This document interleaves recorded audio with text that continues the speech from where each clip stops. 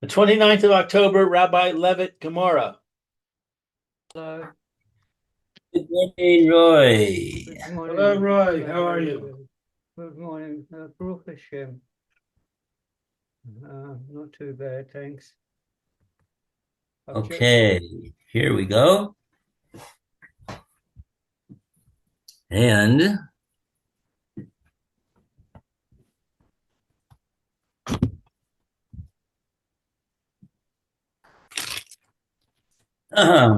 okay, so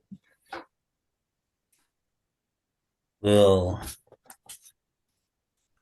close the Sefer Nehemiah and break out the Sefer of a Metzia. And let's see where we're holding.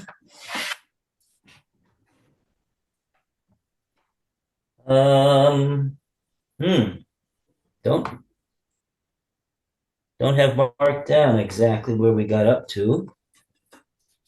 So, You did Martin Sutra the Pious. Sutra Hasida. Sutra Hasida. Ignivle Casa de Caspa Biushpiza.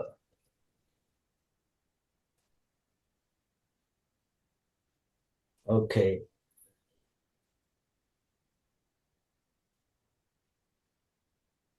Oh, this is a famous case. Let's do this again.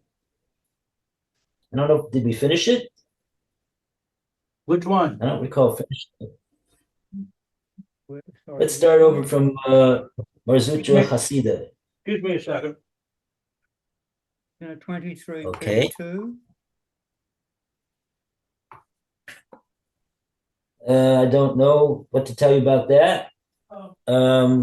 It's in the first half of the page of 23b. And okay, I've got let's see. half. It is where is Marzutra Hasida? Marzutra Hasida, it's just 5 lines down from the top. 1, 2, 3, 4, 5. Right in the middle of the line. First word in the line is Mahadrinanle. And here comes Phil.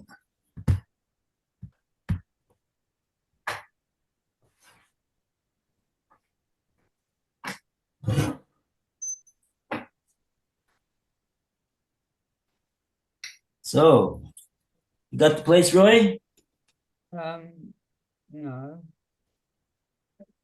Oh. 23B, yes. 5 lines down from the top. 1, 2, 3, 4, 5. That's Simon Amar Lay. Oh, yes. Now I've got to find it here.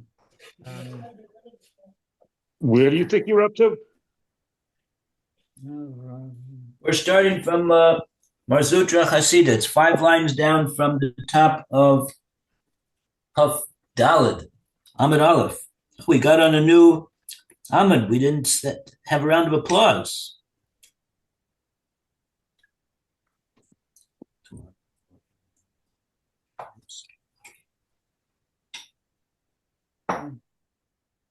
And also Metzia, colleague. The Sefer, the colleague. Phil, if you got the place, you could tell Roy. Yeah. Roy, you're 24A1. 24. 24A1 on the left side. Thank you. Where the paragraph begins. The Gemora records an incident. Thank you. I was on 23. Well, you're off a page. I've got it now. Thank you very much. Okay. I think I missed yesterday. That's fine. Yeah, did we got this far yesterday, Phil? Well, I know I just did the top word. I know we just did the Rashya, the Ushpizi, which is the guest. We definitely did that, and I'm not sure. Oh, that's what we did. We definitely did that. I'm not sure you have the point of that extra point where it says ma nafkamine. I don't know if we did the ma nafkamine or not. I don't remember. Oh, so let's do that. Okay, so same page, just go to the top line there.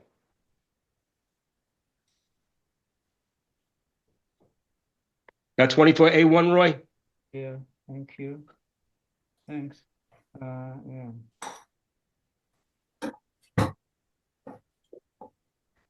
My nafkamina.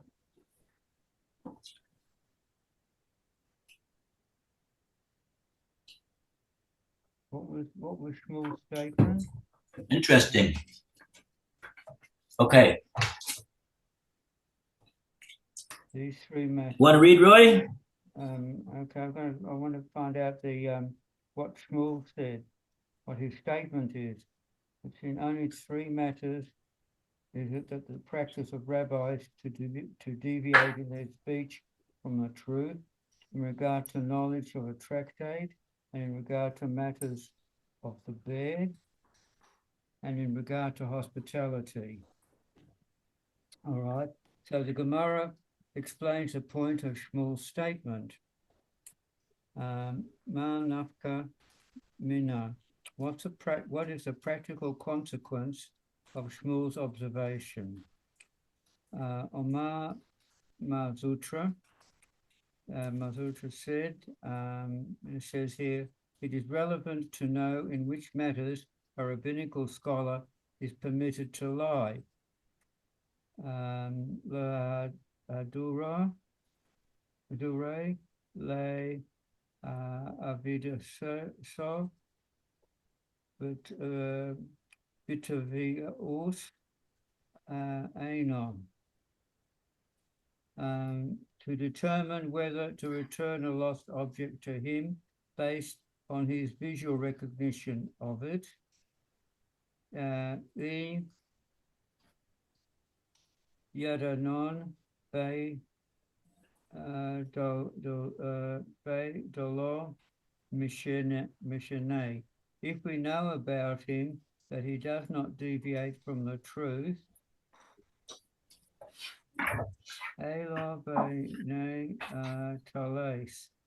except in regard to these three matters, Mahadarinon lay. We return the lost object to him on the basis of his visual recognition of it. The aim, I get my earphones. Maybe I can hear better. But if he deviates from the truth in regard to other matters as well, lo machadarinon lay. We do not return a lost object to him on the basis of his visual recognition.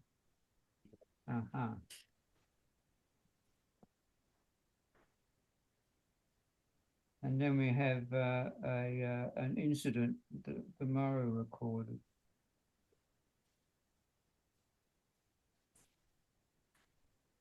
Oh.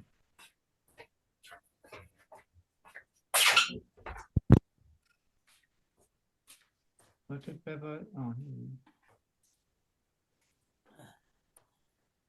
Oh boy. Oh boy. Okay. All right, so let's dispense with these. They're in a. Okay, so. Okay, Phil, you have any Rashi? No, you don't have any. Okay, I see. Oh, so Rashi doesn't have anything to say about this my nafkamina. Okay, so my nafkamina. What's the nafkamina of what? The nafkamina of knowing that this is the derech of Subim Rabbonan to be Meshana B'Diburo in these three cases. Amar Zutra la Durele Avidata B'Tavias Eino. The nafkamina is in regard to the halach of Tvias Ayin, to give back the item based upon the Talmud Chacham who says that he recognizes that this is his item. If we know for a fact that he is not Mishana, he doesn't alter his speech to say something that's not 100% true, except in these three cases. So then, Mahadrinale, then we can give the item back to him if he says that he recognizes that it is his item. But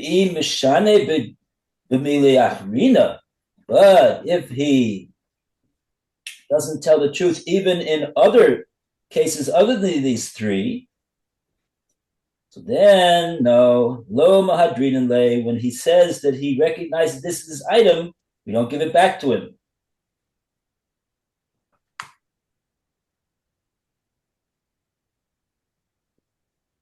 Okay, so that's the simple shot. Okay. So doesn't that cast a bit of a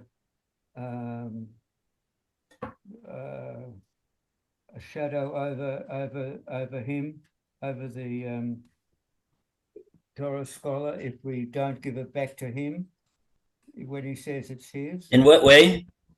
Well, that straight away you know then that he doesn't tell the truth. Not sure what you're saying. Well, somebody who's not a Suba Rabbanan, we don't give it back to him no matter what. You should ask the question on everybody else. Yeah, but if someone, if such a Rabbanan doesn't tell the truth in everything, okay, we know that because he's not getting it back. So right, basically what the Gemora is saying is, unless this person is someone who basically always tells the truth,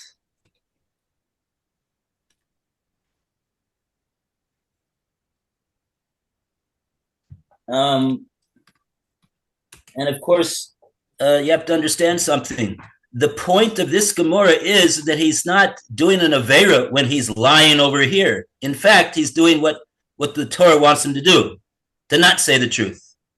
So we didn't go into that, but the reason why he's not allowed to say the truth in these cases is for purposes of modesty, for purposes of humility, for purposes of not causing someone who is who has guests to have people who are going to take advantage of his hospitality and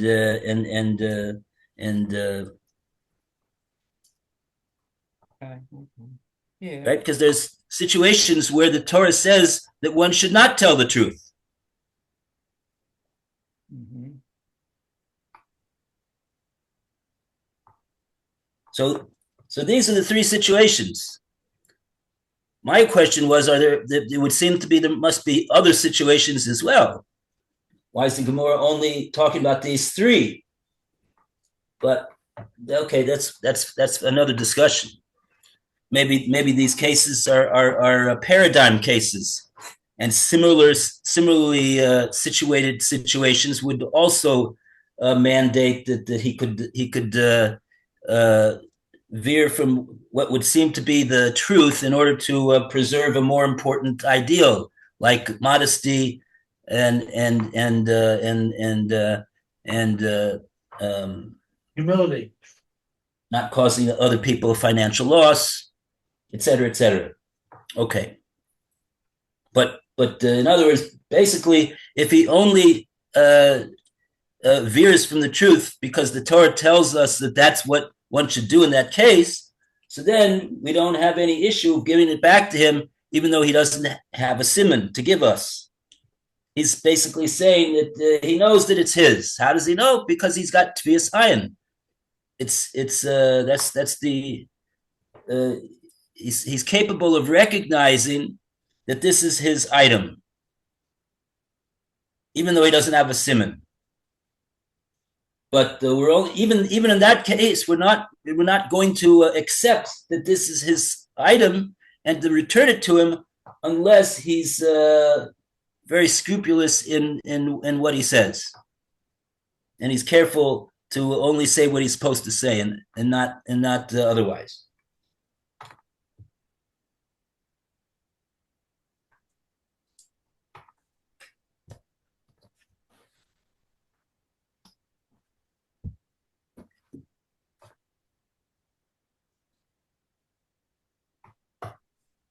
My question would be, wouldn't there be someone else other than a Torah scholar who also is very careful with his speech? What's it have to do with being a Torah scholar? But maybe I don't know. That's another question.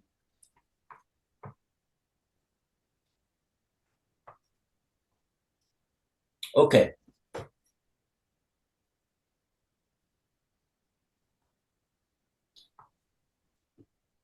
Okay, so Mar Zutra Chasida. Mhm. Lou, you want to read Mar Zutra Chasida? Okay, where are we?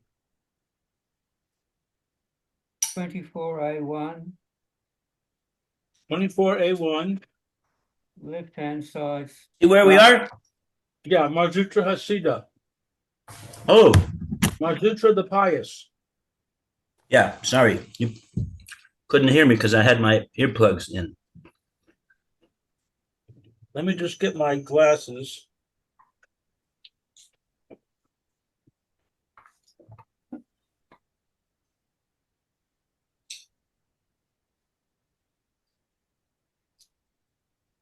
Igniv lay kasa No, yekaspa me uspiza. no, that's not it. It's Mazutra Hasida. No, that's not it. It's in the middle of that column, of the left-hand column on 24A1. The Gemara records an incident. In which a silver cup was stolen from his host. Right. Chasya lahahu bar be rav. Mm-hmm. Then he saw a certain student, Demashe Yadeh, wash his hands, v'nagiv b'gelima de chavre, and he dried them on his friend's garment. He said, Hayinu Hai, this is the one who stole the cup. Velo ikpat le amamona de chavre, for he has no consideration of his friend's property. Chafte, he bound him. The Ode, and he confessed.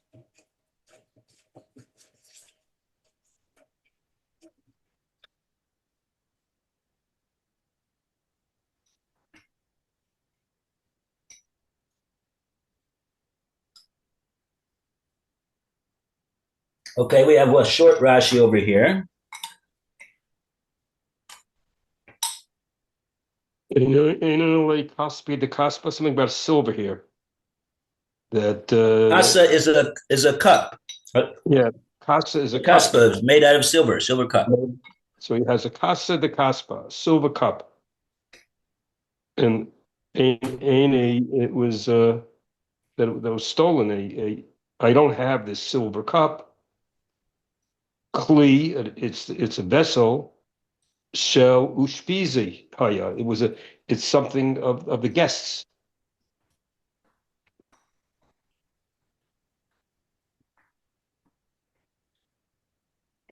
Shel ushpizo haya.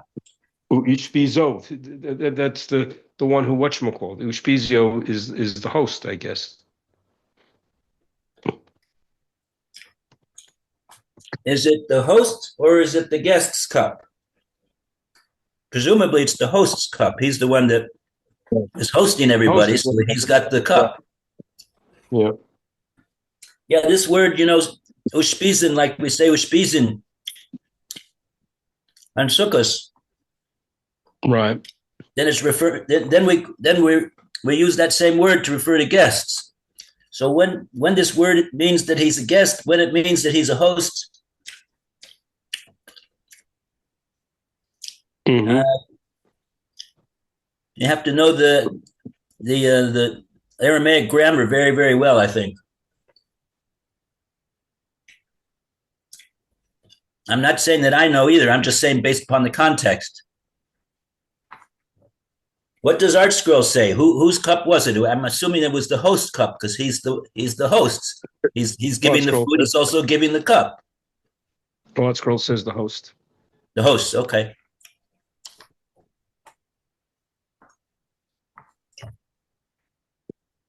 Okay. So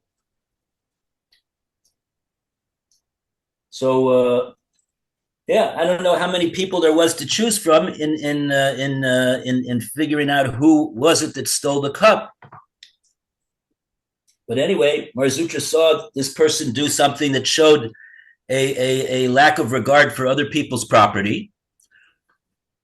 He was washing he was drying his hands rather on somebody else's coat. So we see that he doesn't care about other people's property too much.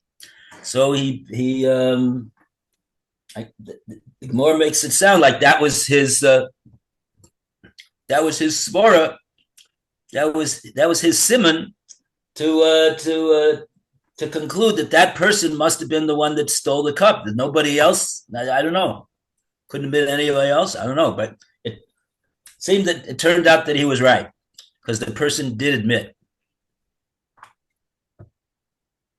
after he was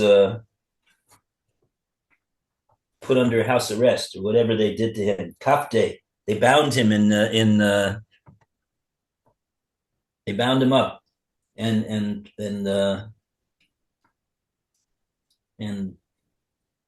asked him very strong leading questions. You stole this cup, didn't you? And I guess he admitted, okay.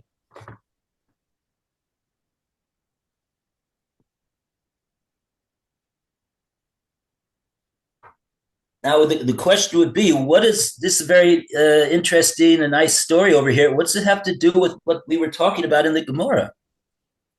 Is this story just plopped in here randomly because Rav Ashi didn't have any? He needed some filler to fill in the page over here. Why did he put this story over here? It says the Art Scroll has a comment on that. Number 5 on the bottom. Should I read this comment? Yeah.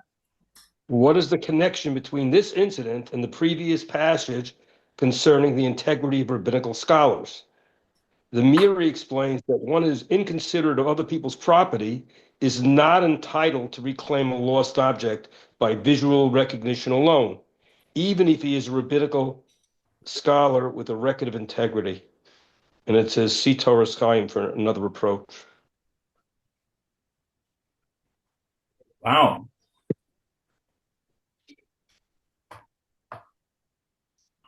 That's the Meiri, huh? Quite interesting. Torah Chaim has a different explanation.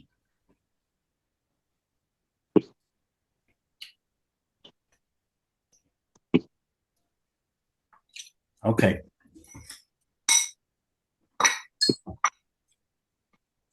Oh, it doesn't bring what the Torah Chaim says. Torah Chaim says, "Shashaychus shel mas zekan." What's this story in here for? What's it got to do with what we were talking about? Shemanu le'el shetamul chacham shedarko l'shaker b'davar she'enu milashon nishloshes advorim anal hoshim af l'gabe aveda k'shetoin shehi shalo shemishaker. Very simply put, unless he's on a very high standard of scrupulousness in adhering to speaking only what the Torah allows us to say, we're not going to give him back the cup. Even if he claims that he knows that that is his cup.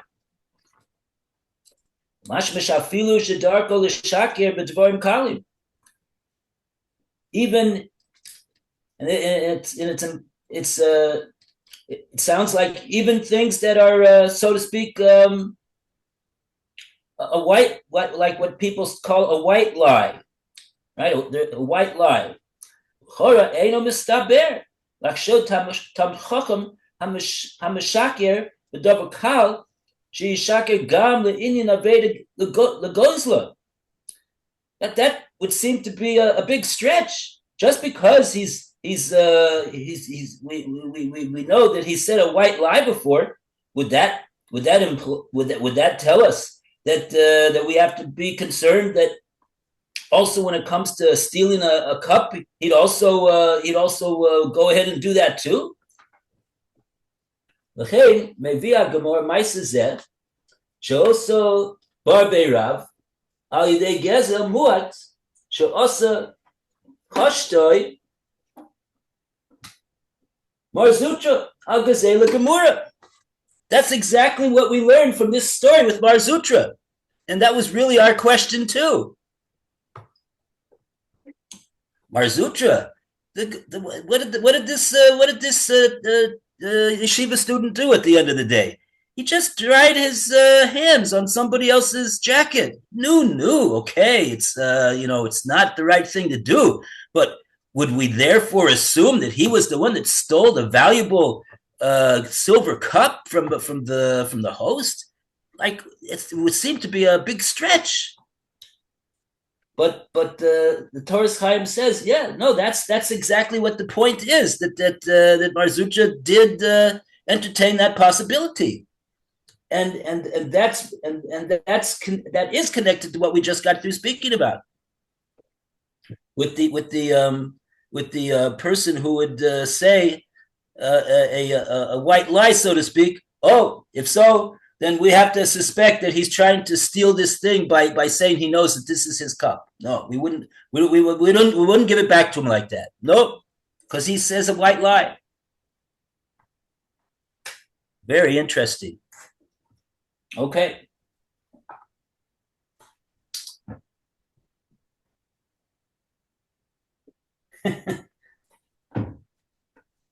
Not the most obvious connection that one would think. Wow. Okay. Tanya, Modrib Shimon ben Elazar, and it's Roy's turn to read. Okay. So this is what the Gemara cites, a Baraita, which further defines Reb Shimon ben Elazar's position. Tana was taught in a Baraita. Malda Rabbi Shimon ben Elazar. It was taught in a Brisa. Reb Shimon ben Elazar agrees in the case of the new vessel to which the eye of the owner has grown accustomed. The Chalum Hadar Shum Kishteba Hain Haon. Right. So the owner had grown accustomed to the new vessels. That is, says the art scroll, which the owner will recognize.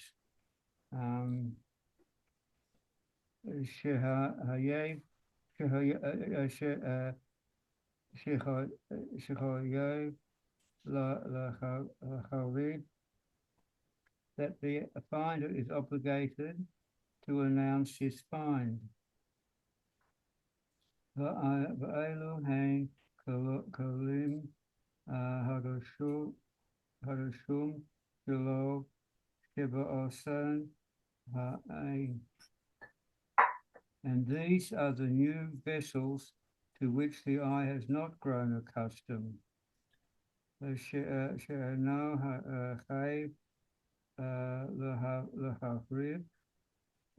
finder is therefore not obligated to announce.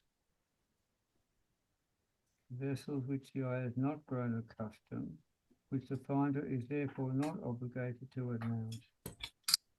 Again, for example, B'day machatin, Latino Rios, a bidet of needles and of spinning forks, a term the Gemora will soon define, or macharazos, karamos, and strings of axes. Strings of axes. Wow. Are all considered new vessels to which the eye has not yet grown accustomed.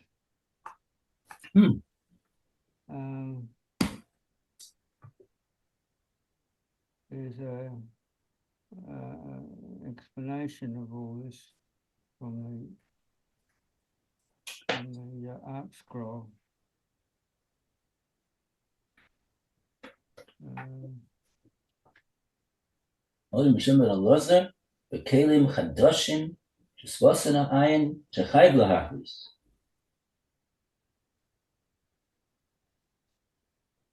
Oh, we didn't say that. Yeah, but that's obvious. If we will accept, I wonder.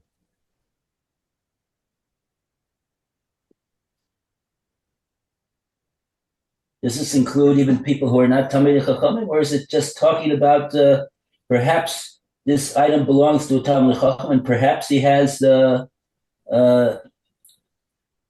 he's able to recognize that it's his, and so therefore the finder has to announce that it's lost and allow this Talmid Chacham to come and claim it.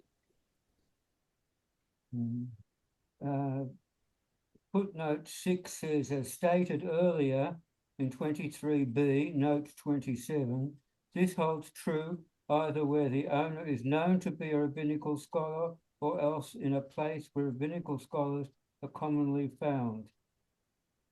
Yeah.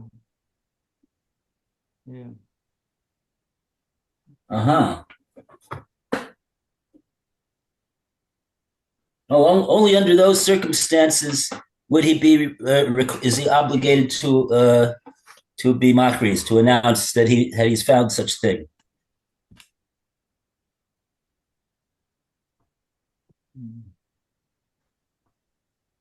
Okay.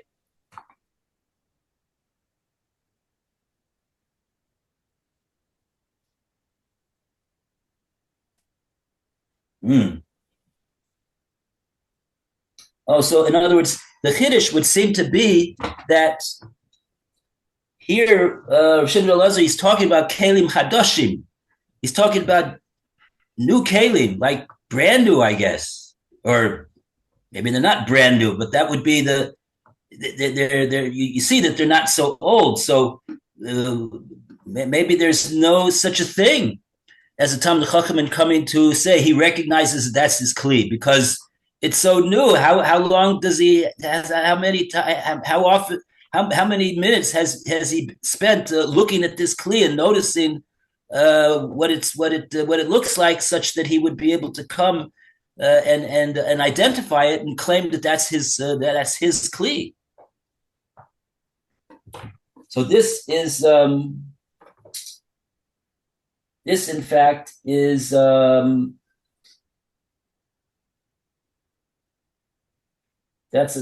be a discussion. It's discussed somewhere how under what circumstances. But the bottom line is that that the Bryce is telling us that there is such a circumstance that even though it's a kli chadash, but there would nevertheless be such a thing as a tzur b'mirabbanan coming and claiming it based upon his recognition that that's his kli tviyasayin. Okay. Tosafos says here in footnote 8, what's read? Reed draws another distinction. He reasons that the objects in the Brisa lists are all items of merchandise. As such, the owner does not recognize them. However, personal household items, even if they are new, are presumed to be recognizable to their owners.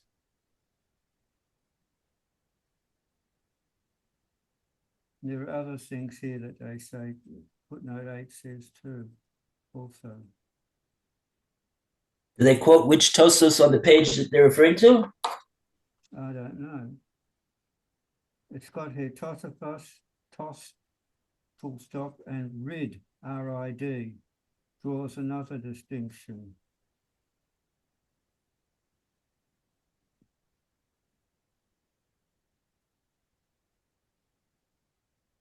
Mm-hmm. Okay.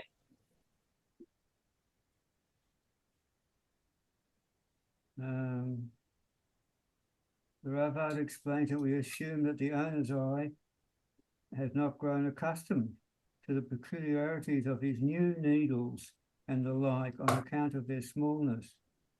Larger vessels and utensils, even if they are new, are presumed to be identifiable by visual recognition. Compare that with the Mikveh. אלו הם כלים חדשים שלא סבוסם העין, שאינו חיים להכניס.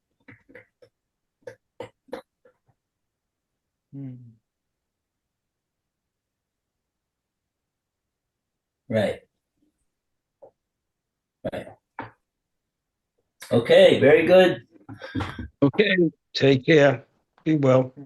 Thank you. Have a good day, Phil. All the best. Take care. Bye, Roy.